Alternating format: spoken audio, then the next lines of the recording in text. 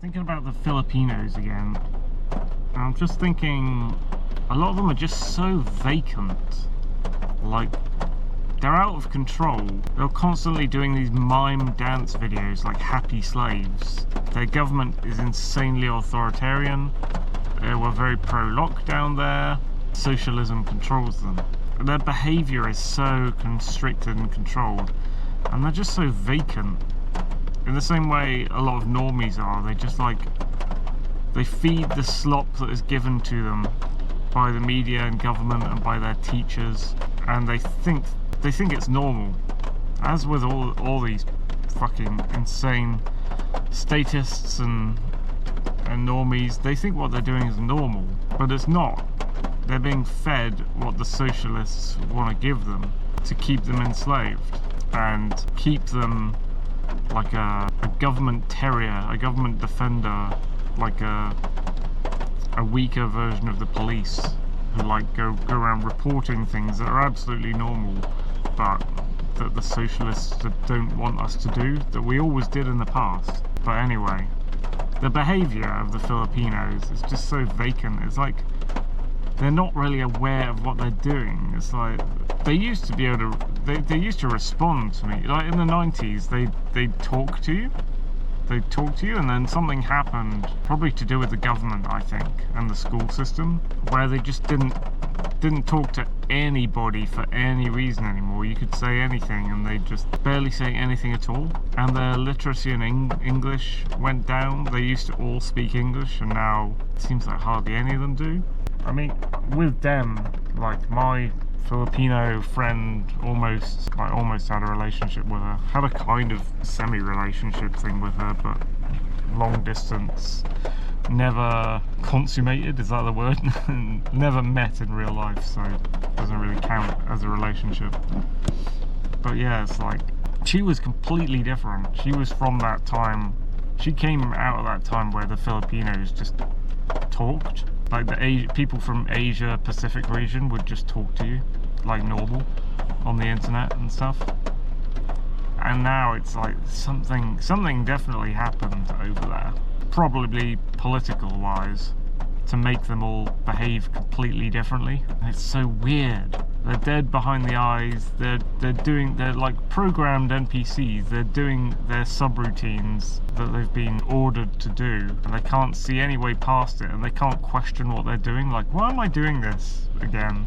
Why am I doing these little dance routines and miming words? And like, do I have anything beyond my life that I want to aspire to? Do I think of like love? Do I see things in films and TV or something that inspires me? Do I have any plans? And they also, tons of them used to love traveling, and now none of them do.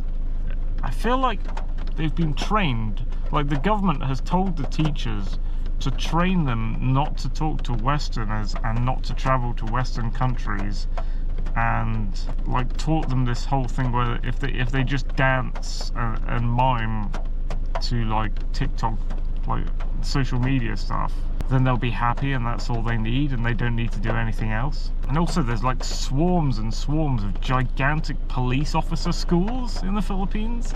It's bizarre, man.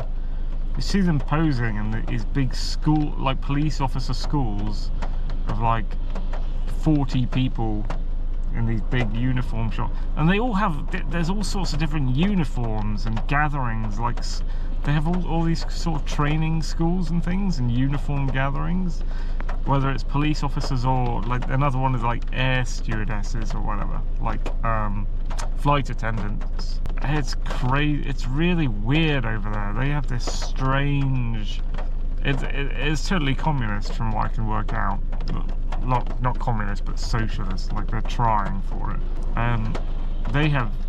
The government has full on collectivized its people to be completely mentally inert. They will never rise up against their government. They will never have any passion for anything.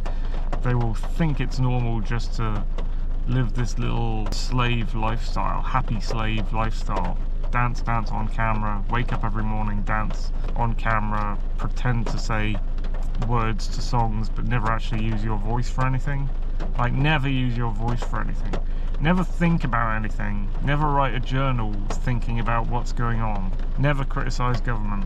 Like, never think about anything philosophical whatsoever. This is the life of a modern Filipino. They have been... And then there's the whole... I don't want to even get into the fact that there's a gigantic gay scene that came out of nowhere. I think they call them altar boys or something, or baguettes, or I don't know what that means, but they call themselves like altar and they keep saying baguettes. There's probably some sexual word that I don't know about. It's bizarre over there. And I got into it just because I had two friends. I had Dem and I had Zaki. Yeah, Dem in Cebu, Zaki in Manila. And so I look at Filipino stuff every once in a while. And it is so...